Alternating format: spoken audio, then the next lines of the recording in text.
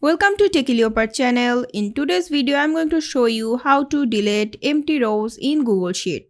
First, open Google Sheet and select all your data.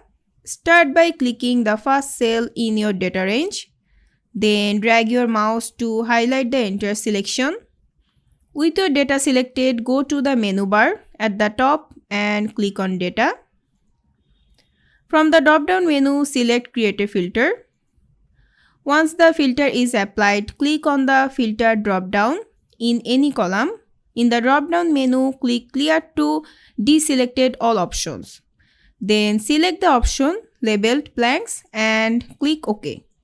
This will filter your data to show only the empty rows. Next, click on the first empty rows.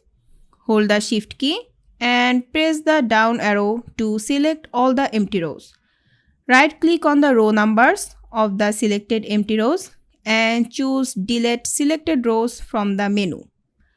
To finish, go back to the filter drop-down, click Clear, then click Select All and click OK to display all your screen data. And that's it. I hope this video was helpful. If it was, please give it a thumbs up and don't forget to subscribe.